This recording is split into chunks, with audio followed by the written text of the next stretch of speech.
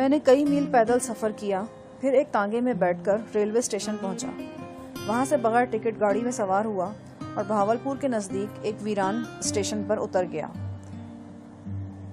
یہاں ticket checker کے ہاتھوں پکڑا گیا، جیسا کہ بعد میں پتہ چلا کہ یہ کروڑ پکا تھا۔ میرے پاس عطا کرنے کو ایک پھوٹی کوڑی نہیں تھی۔ ٹکٹ چیکر عبداللہ شاہ ایک مہربان شخص ثابت ہوا۔ نہ صرف یہ کہ وہ ہمیں اپنے گھر لے گیا، بلکہ چند روز اس نے ریلوے اسٹیشن پر ہی ایک چھوٹا سا خانچہ بھی لگوا دیا۔ عبداللہ ایک دکھی باپ تھا۔ بیٹے لڑ جھگڑ کر اس سے علیحدہ ہو چکے تھے۔ سب سے چھوٹا بیٹا گھریلو ماحول سے دل برداشتہ ہو کر نہ جانے کدھر چلا گیا تھا۔ عبداللہ چھوٹے سے سرکاری کوارٹر میں اپنی بیمار بیوی کے ساتھ رہتا تھا۔ چند ہی روز میں ہم وہاں ایک گھر کے افراد کی طرح مل جل کر رہنے لگے۔ عبداللہ کی بیوی ایک خاموش طبع سیدھی سادی عورت تھی۔ اولاد کے دکھنے سے دب دق کے مریض بنا دیا تھا۔ کوارٹر کے ایک علیحدہ کمرے میں لیٹی وہ سارا دن کھانستی رہتی تھی۔ ہم دونوں میں سے کوئی اس کی کوٹری میں گھسنے لگتا تو وہ زور زور سے نفی میں سر ہلانے لگتی اور ہاتھ کے اشارے سے منع کرتی کہ ہم اندر نہ آئیں۔ مجھے اس قریب المرگ عورت میں اپنی بچھڑی ہوئی ماں کی جھلک نظر آتی تھی۔ میں اسے ماں جی کہنے لگا۔ ان دنوں میں جو کچھ کماتا ماں جی کے دوا دارو پر خرچ کر دیتا۔ ان کے منع کرنے کے باوجود ان کے کمرے میں چلا جاتا، ان کے پاؤں دباتا اور پنکھا جھلتا رہتا۔ کوئی 3 ماہ بعد ماں جی اللہ کو پیاری ہو گئی۔ اس 4 دیواری میں چاچا عبداللہ یکسر تنہا رہ گیا۔ وہ ہم بہن بھائی سے بہت مانوس ہو چکا تھا اور اس کی خواہش تھی کہ ہم اس کے ساتھ ہی رہیں۔ میرے لیے وہ فیصلے کا دور تھا۔ میرے سینے میں ہمہ وقت انتقام کی آگ بھڑکتی رہتی تھی۔ یہ آگ چچا جلیس اور چچی فاخرہ کے لیے تھی، اور ان سفاق چودھریوں کے لیے تھی جو وڈے میاں، چھوٹے میاں، نکے میاں اور پتہ نہیں کیا کیا کہلاتے تھے۔ اپنے والدین کے مردہ چہرے میری نگاہوں میں گھومتے تو دل چاہتا کہ پورے جل کوٹ کو جلا کر راکھ کر دوں اور پھر خود بھی آگ اوڑھ کر ابدی نیند سو جاؤں۔ کبھی کبھی یہ احساس آتشی نیزے کی طرح میرے دماغ میں گھس جاتا کہ اپنے والدین کو قتل کرنے والا میں خود ہوں۔ میں نے کیوں ایسا کام کیا جس کا نتیجہ میرے پیاروں کی ابدی جدائی کی صورت میں نکلا؟ کیوں میری عقل پر پتھر پڑ گئے تھے؟ کیا میں نہیں جانتا تھا کہ چچی کا دل ہمارے گھرانے کے خلاف نفرت اور کدورت سے بھرا ہوا ہے اور غزالہ اسی چچی کی بیٹی ہے؟ کیوں میں نے اسے اپنے خیالوں کا محور بنایا اور اس سے آرزوئیں کیوں وابستہ کی؟ کبھی یوں ہوتا کہ فلموں میں دیکھے ہوئے اور کہانیوں میں پڑھے ہوئے مناظر میری آنکھوں میں گھومنے لگتے اور میں نہایت سنجیدگی کے ساتھ سوچتا کہ میں ڈاکوؤں کے گروہ میں شامل ہو کر اپنے دشمنوں کے لیے موت کا پیمبر بن جاؤں۔ لیکن ایسے لمحوں میں شفتہ کی منموہنی صورت آنکھوں کے سامنے آتی اور میرے جسم اور ذہن کے تنے ہوئے تار ڈھیلے پڑنے لگتے۔ میں سارے طوفانی خیالات ذہن سے جھٹک کر صرف اور صرف شفتہ کے مستقبل کے بارے میں سوچنے لگتا۔ پیلے رنگ کے کوارٹروں کی طویل قطار میں ہمارا کوارٹر آخری تھا۔ 2 کمرے، ایک کوٹری، ایک رسوئی اور ایک چھوٹا سا صحن۔ 4 دیواری سے باہر ہر طرف ریت ملی مٹی تھی اور صحرائی جھاڑیاں۔ ہم نے اپنے آنگن میں پھولدار پودے لگائے، دیواروں پر بیلیں چڑھائیں اور منڈیروں پر پرندوں کے لیے پانی اور دانے کے پیالے رکھے۔ چچا عبداللہ کی ڈیوٹی اکثر رات کی ہوتی۔ صبح دم وہ واپس آ جاتا اور میں خانچہ لگانے کے لیے اسٹیشن چلا جاتا۔ اگر کبھی اس کی ڈیوٹی دن کی ہوتی تو میں رات کو خانچہ لگا لیتا۔ اسٹیشن کے دن اور رات تو ایک جیسے ہوتے ہیں۔ میرا خانچہ بڑھتے بڑھتے اب ایک چھوٹی سی دکان کی شکل اختیار کر گیا تھا۔ چائے، بسکٹ، پیسٹری، شامی کباب، سگریٹ، کولڈ ڈرنک سبھی کچھ وہاں ملتا تھا۔ معمولی کوشش سے معقول آمدنی ہو جاتی تھی۔ میں نے شفتہ کو ایک مقامی اسکول میں داخل کرایا اور خود بھی دوبارہ کتابوں سے ناطہ جوڑا۔ اسٹیشن سے فارغ ہوتے ہی میں گھر کو لپکتا جیسے لوہا مقناطیس کی طرف کھینچتا ہے۔ شفتہ میرے لیے مقناطیس ہی تو تھی۔ وہ میری زندگی کا محور تھی اور میرے زندہ رہنے کا جواز بھی۔ اس کے لیے بھی میں سب کچھ تھا۔ وہ 7 سال کی ہو چکی تھی، لیکن مجھ سے لپٹ کر سوتی، میرے ہاتھ سے کھانا کھاتی اور میری گود میں بیٹھ کر کہانیاں سنتی۔ میں اسے ایک ماں کی طرح نہلاتا، کپڑے پہناتا اور اس کے بالوں میں کنگھی کرتا۔ ایک باپ کی طرح اس کی انگلی پکڑ کر اسے اسکول چھوڑنے جاتا، اس کی ہر فرمائش پوری کرتا، اپنے سینے کو اس کے لیے بچھونا بناتا اور ایک بھائی کی طرح اس سے کھیلتا، اس سے روٹتا پھر اسے مناتا۔ اسی طرح 8 برس گزر گئے۔ میں نے LLB کر لیا اور نوکری کی تلاش میں جت گیا۔ شفتہ ننھی کوپل سے ایک نوخیز پودا بن گئی۔ اب وہ 10ویں جماعت میں تھی اور جب سفید یونیفارم اور سفید دوپٹے میں اسکول جانے کے لیے گھر سے نکلتی تو یوں لگتا جیسے کوئی خوبصورت فرشتہ رات بھر شبنم میں نہا کر اور سفیدہ سحر سے سنور کر زمین پر آیا ہو۔ دیکھنے والی نگاہ اس پر جاتی تو جم جاتی۔ نوکری کی تلاش میں مجھے آئے دن بھاولپور جانا پڑتا، لیکن میری کوشش رہتی تھی کہ میں شفتہ کو خود اسکول چھوڑ کر آؤں اور وہاں سے خود لے کر آؤں۔ جب تک میں اس سے دور رہتا ایک عجب سی بےقلی دل کو گھیرے رکھتی۔ شاید یہ بےقلی اس پرآشوب دور کا پیش خیمہ تھی جو مجھ پر اور شفتہ پر آنے والا تھا۔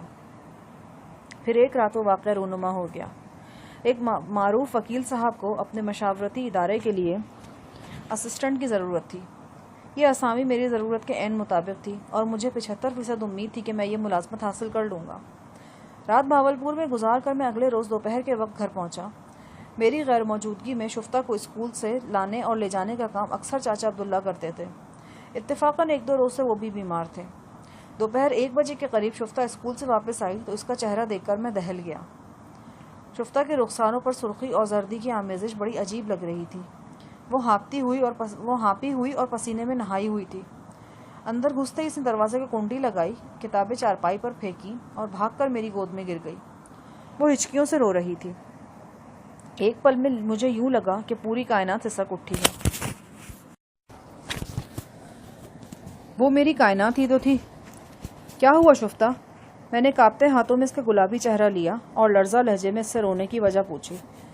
وہ میرا پیچھا کر رہے تھے۔ کون؟ وہ جیپوں والے شکاری۔ ان کے ساتھ پیر متھال شاہ کا بیٹا بھی تھا۔ میرے ذہن میں آتش فشاں پھٹا اور رگوں میں آتشی لاوا بہہ نکلا۔ کیوں پیچھا کر رہے تھے تمہارا؟ مجھے کچھ معلوم نہیں بھیا۔ میں فاطمہ کے ساتھ گھر کی طرف آ رہی تھی۔ باہو کی باغیچی کے پاس ان کی جیپیں ہمارے پاس آ کے رکی۔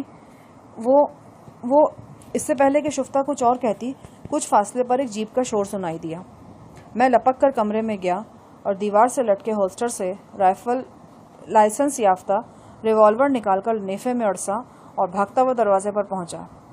دروازہ کھول کر میں نے دیکھا ایک جیپ ہمارے گھر کے عین سامنے سے گزر کر ساتھ والی گلی میں مڑ گئی۔ اسی شب مجھے متھال شاہ کی حویلی میں حاضر ہونے کا حکم ملا۔ پیر متھال شاہ علاقے کا سب سے معتبر شخص تھا۔ شکار کی غرض سے آنے والے عرب امیر زادے اور شیوخ اکثر متھال شاہ کی رہائش گاہ کو ریسٹ ہاؤس کے طور پر استعمال کرتے تھے۔ اس ریسٹ ہاؤس کے حوالے سے بہت سی گفتنی اور ناگفتنی کہانیاں مشہور تھیں۔ متھال شاہ کا پیغام ملتے ہی میں سمجھ گیا کہ چولستان کے اس دور افتادہ مقام پر ایک سرخ جھکڑ چلنے والا ہے۔ یہ جھکڑ جہاں کئی لوگوں کی جان لے گا وہاں بہت سی چیزوں کو الٹ پلٹ کر رکھ دے گا۔ متھال شاہ کی حویلی میں بھی مجھ پر وہی بجلی گری جس کی میں توقع کر رہا تھا۔ مجھے بتایا گیا کہ امارات سے آئے ہوئے ایک شہزادے راشد بن ارشد نے مجھے شرف ملاقات بخشا ہے اور وہ ایک نجی معاملے پر مجھ سے بات کرنا چاہتے ہیں۔ میں نے ملنے سے صاف انکار کر دیا اور طیش میں ابلتا ہوا اپنے گھر واپس آ گیا۔ 2 روز بعد پولیس انسپکٹر عالم کھوڑو اور متھال شاہ خود میرے دروازے پر پہنچ گئے۔ وہ بڑے ڈپلومیٹ طریقے سے مجھے اپنے ساتھ حویلی لے گئے۔ بڑے پیار محبت سے انہوں نے مجھے سمجھانے کی کوشش کی کہ میں ایک بہت خوش قسمت شخص واقع ہوا ہوں۔ میری بہن پر ایک ایسے شخص کی نگاہ انتخاب پڑی ہے جو اپنے مال و دولت اور رتبے کے اعتبار سے کسی بادشاہ سے کم نہیں۔ وہ میری بہن کو عقد میں لینا چاہتا ہے۔ میری بہن شہزادی کہلائے گی، کروڑوں میں کھیلے گی اور میرا اپنا مرتبہ بھی ایک دم زمین سے اٹھ کر آسمان پر پہنچ جائے گا۔ میں نے پھنکار کر متھال شاہ سے کہا، سائیں تیری اپنی بھی تو 2 بیٹیاں جوان ہیں، وہ کچھ کم خوبصورت تو نہیں؟ تو انہیں امیرزادے کے حرم میں داخل کیوں نہیں کر دیتا؟ میرے جواب پر متھال شاہ کا پارا 7ویں آسمان کو چھو گیا۔ کوئی اور موقع ہوتا تو وہ مجھ پر بھوکے کتے چھوڑ دیتا، لیکن اس وقت اسے حکمت عملی سے کام لینا تھا۔ اس کا سرخ و سیاہ چہرہ بری طرح تمتمایا ہوا تھا، لیکن پھر وہ اپنی اصلی حالت میں آ گیا۔ کچھ یہی کیفیت انسپکٹر عالم کھوڑو کی بھی ہوئی تھی۔ انہوں نے مجھے ڈھکے چھپے لفظوں میں سمجھایا کہ میری شیرگ حیات ان کے قدموں میں ہے۔ وہ ذرا سا دباؤ ڈالیں گے تو سب کچھ ختم ہو جائے گا۔ چاچا عبداللہ کی نوکری، میری دکان، یہ گھر، یہ رشتے ناتے، کچھ باقی نہیں رہے گا۔ میں نے سینہ تان کر کہا، کچھ باقی نہ رہے، میری غیرت تو باقی رہے گی، میری معصوم بہن تو حوث کی سولی پر نہیں چڑھے گی۔ پیر متھال شاہ نے مصنوعی افسردگی سے کہا، شاید وہ نہ ہو سکے جو تم چاہ رہے ہو۔ بڑے لوگوں کے ہاتھ بھی بڑے لمبے ہوتے ہیں، وہاں تک پہنچ جاتے ہیں جہاں ہمارا تصور بھی نہیں پہنچ سکتا۔ میں نے کہا، سائیں مجھے سمجھانے کی کوشش نہ کرو، تمہارے منہ میں ایک حوث پرست کی زبان بول رہی ہے. جا کر اپنے شیخ کو بتا دے یہاں ہر جاندار تلور نہیں ہے جسے اس کا عقاب نوچ لے گا. یہاں ظالموں کا جبڑا چیرنے والے سرپھرے لوگ بھی ملتے ہیں، اور ایسا ہی ایک سرپھرا وہ ہے جس کی بہن پر اس نے اپنی ناپاک نظر ڈالی ہے. میں غصے سے کانپ رہا تھا.